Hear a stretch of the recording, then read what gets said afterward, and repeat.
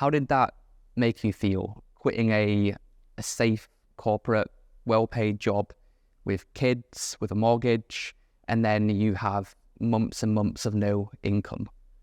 How did that make you feel from a stress perspective? There was actually one moment where I had this old stamp collection that I was looking to liquidate because there hadn't been revenue coming in. But no, look, we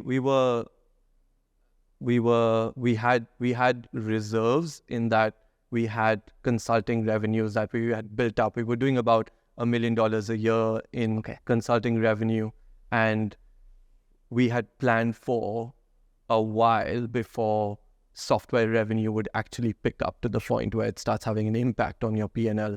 So the combination of that plus getting funding, the agreement between my co-founder and myself was, look, we have to maintain a certain living standard, and someone's got to pay the mortgage and someone's got to pay school fees. So there was a minimum baseline that we had agreed to, and that alleviated some of the ups and downs. Yeah. Tell me about raising cash. Not the best time to do it when you did it. A bit of an interesting market, but still you successfully raised money and have used that to accelerate the growth and scale. Tell us about how you managed to get the cash, the process of going out there and creating a deck and contacting investors and the rejections inevitably along the way. Tell me about that journey. So let me start by telling you some of the worst advice that I got. Okay. And our initial fundraising strategy was, let's get money from business angels. Sure. Executives in our space who understand the problem, who can guide us and advise us, potentially become future customers one day,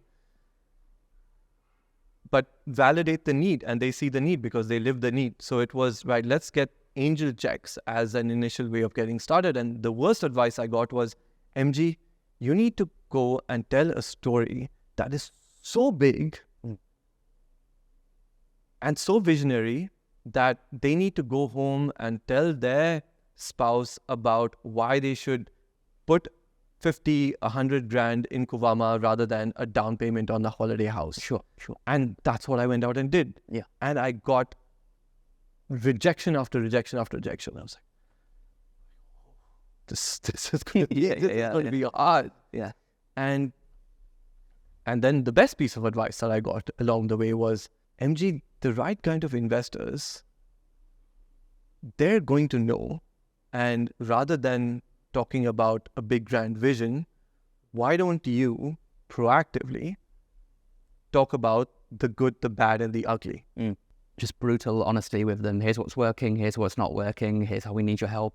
Exactly. Yeah, not selling the dream, selling the reality. Selling the reality is how we get to the dream, though. Yeah. Yeah. So demonstrating understanding of there is a big vision.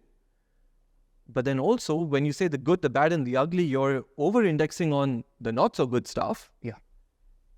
Which, in my mind, and clearly from an investor perspective, it demonstrates maturity. Yeah.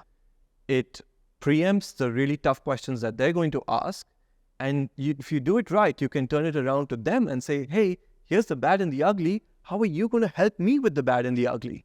Yeah. You're taking the ammunition out of their gun before they get a chance to shoot it, and you're giving it back to them, and it's a great way of dealing with anything, not just pitching for money, but just sales in general. Here are all the main objections that you're going to have, and if you say them, they can't say them because you've already pointed to the elephant in the room. Yeah, and turning it around to them is like, hey, these are the objections we have. Yeah, how are you going to help? Yeah. Another great piece of advice that I got on early stage fundraising was, when you think about a decision-making framework for bringing on investors. I mean, you might be in a scenario where, hey, you just take money, and that's very real. When someone's writing you a check, you just take it. Yeah. Yep. But if you have options, then you're looking to optimize for three things. What's the size of check they're going to write? How much value are they actually going to bring in terms of network, intros, advice? Yeah. And how much of a pain in the ass are they going to be? Yeah, which is always there. Which is always there. Yeah. Right? It's always sometimes there. It's this, sometimes it's this, Yeah. So If they're going to write a large check and not bring a lot of value, that's okay. Yeah. If they're going to write a small check but be a pain in the ass, that's not okay. Yeah. So you're looking at optimizing for these three, which is such a simple tool, but you can even share this with potential investors and say, this is how I'm going to make decisions. Yeah.